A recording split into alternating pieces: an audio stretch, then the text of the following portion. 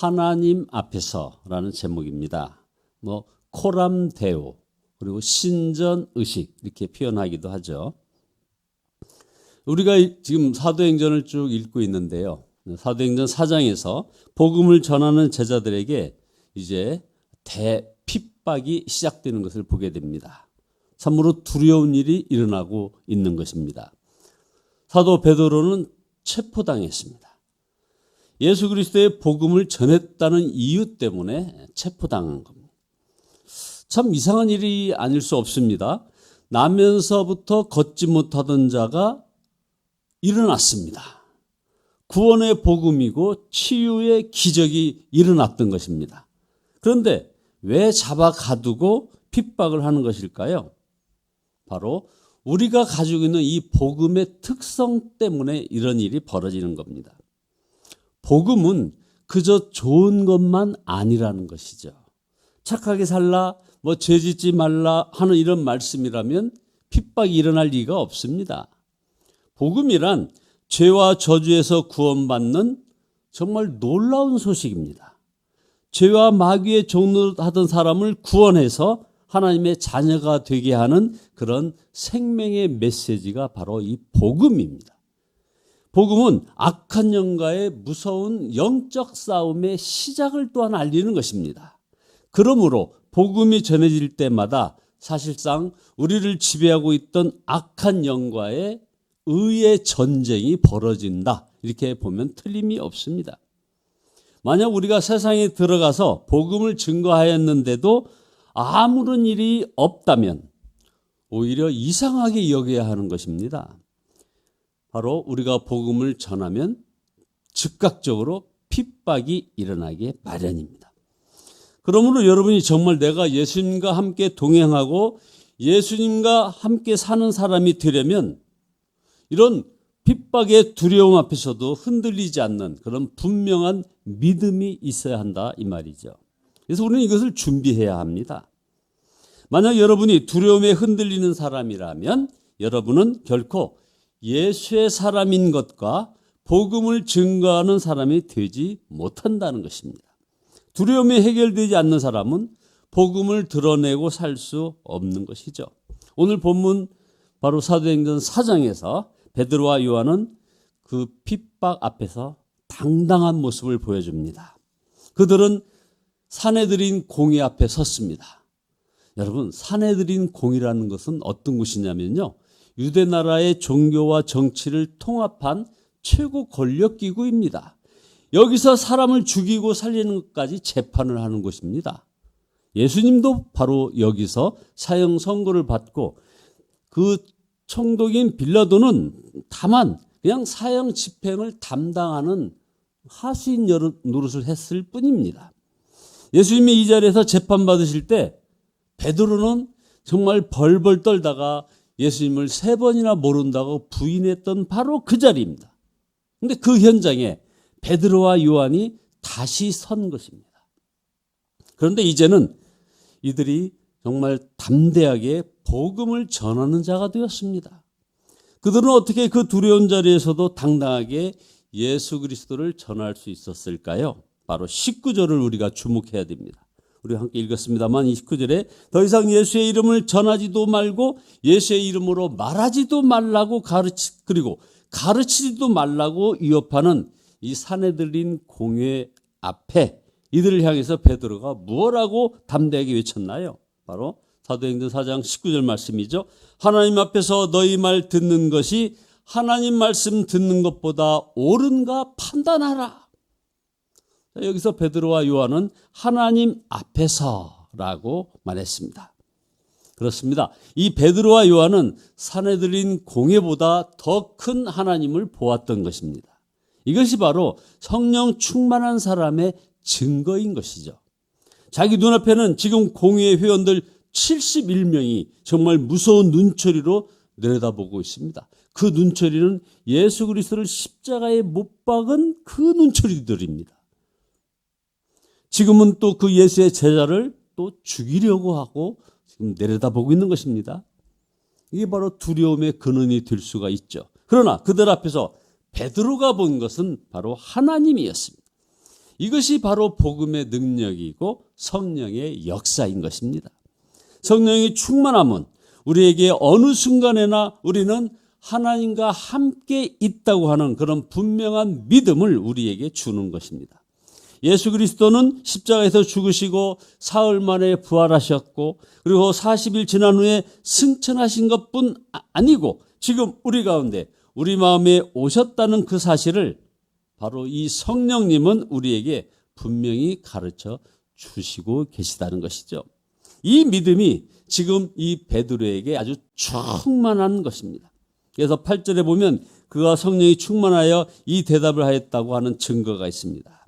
바로 예수 그리스도가 십자가에서 죽으시고 사흘 만에 부활하셔서 부활 승천하시고 지금 우리 가운데 오셨다고 하는 이 복음을 말입니다.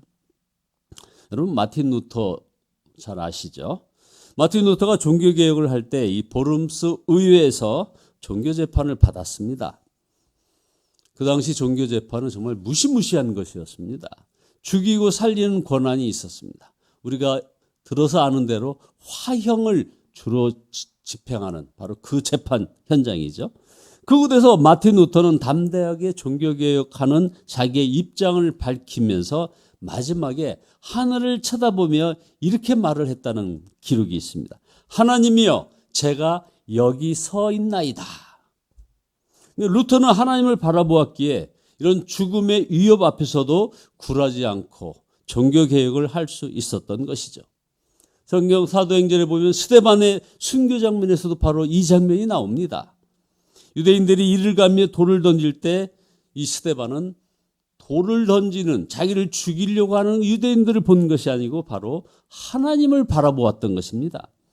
그리스도께서 서서 내려다보는 것을 보았죠. 그 순간 사람들이 돌을 던지는 상황은 스데반에게는 아무것도 아닌 것이 되었던 것입니다. 여러분 하나님 앞에 서 보신 경험이 있으십니까? 모세가 미디안 광야에서 가시떨기 나무 앞에서 있을 때 모세는 하나님을 보았죠. 엘리야가 호렙산 동굴 앞에 섰을 때 그리고 이사야가 성전에 들어가서 눈이 열려서 하나님을 보았습니다.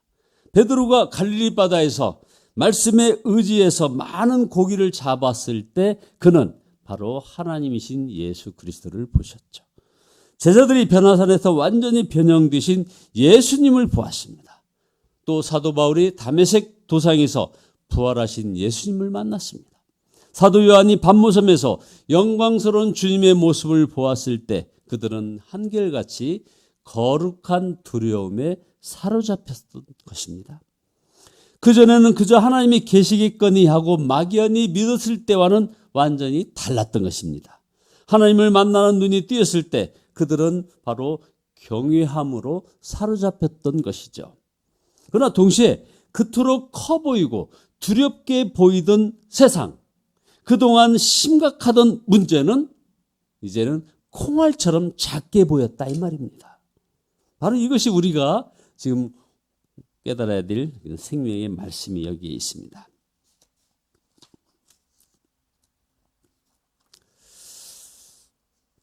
하나님께서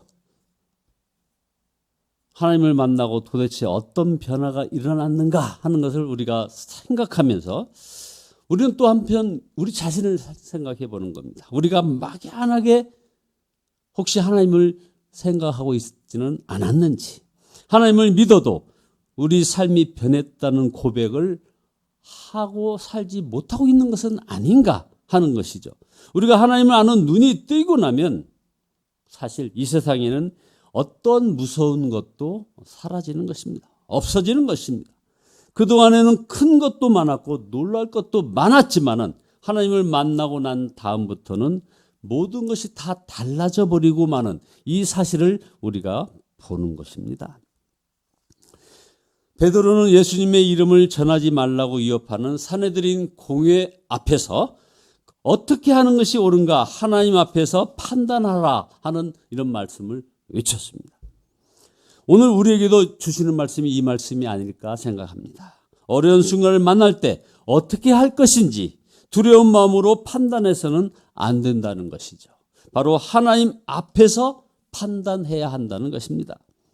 가룟 유다가 제자로 부름받은 사람이었고 무려 3년 동안을 예수님과 함께 살았지만 그 예수님으로부터 직접 하나님의 말씀을 들었던 사람이었음에도 불구하고 언제 무너졌습니까? 바로 십자가 고난 앞에서 가룟 유다는 무너지고 말았습니다. 십자가 고난이 두려워서 결국 예수를 판 자가 되어버렸습니다. 베드로도 마찬가지입니다. 고난의 시험 앞에서 두려워할 때 바로 예수님을 3번이나 부인하게 되었습니다. 다른 제자들도 마찬가지입니다. 십자가 고난 앞에서 그들은 그냥 다 도망가 버렸습니다. 여러분도 밤잠을 자지 못하고 이 주어진 문제 앞에 염려하고 두려워하지는 않으신가요? 그러나 두려움이 결코 괴로운 환경 때문에 오는 것이 아님을 우리는 알아야 합니다. 하나님이 보이지 않으니 그 앞이 캄캄할 뿐이라 이 말인 것이죠. 하나님이 보이지 않는 상황. 베드로, 요한, 그 겁쟁이들이 이제 달라졌습니다. 산헤드린 공의에서 재판받는 순간에 오히려 예수 그리스도에 대하여 담대하게 증거하는 이들을 보게 됩니다. 12절에 보면 다른 이로서는 구원을 받을 수 없나니 천하 사람 중에 구원받을 만한 다른 이름을 우리에게 주신 일이 없음이라.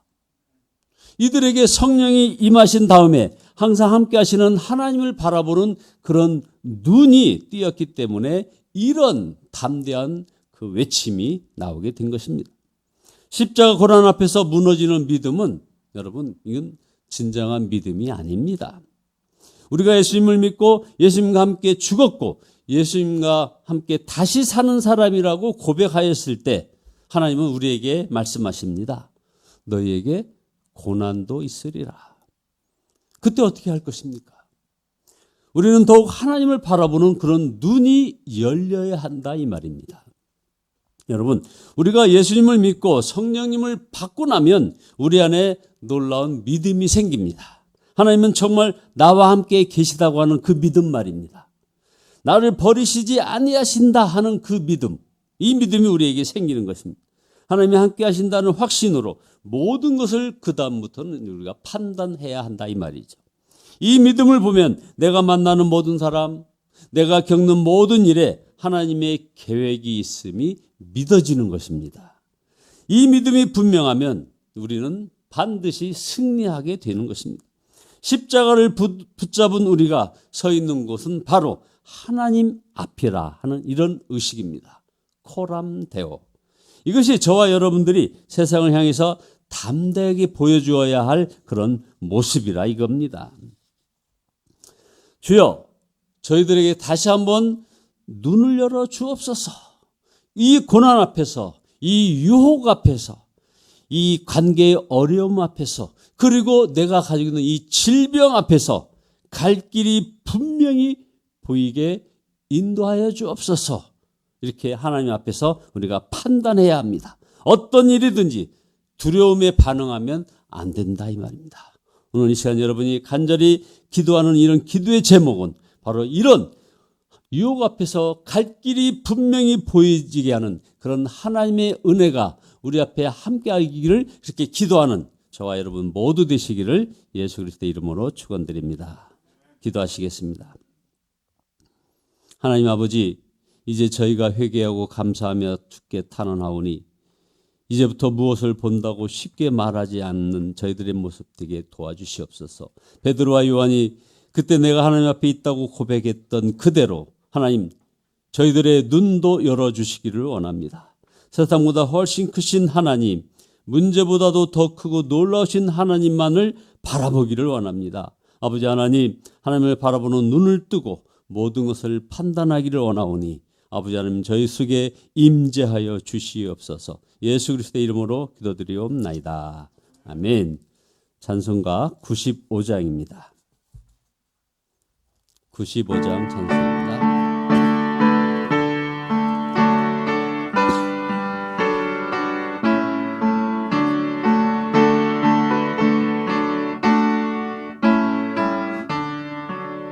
나의 기쁨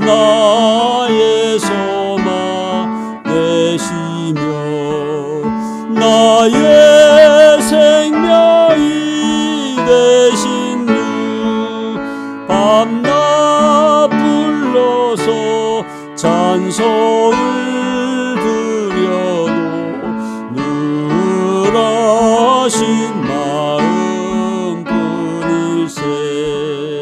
나의 사모하는 선한 목자는 어느 꽃다운 동산에 양의 무리와 늘 함께 가셔서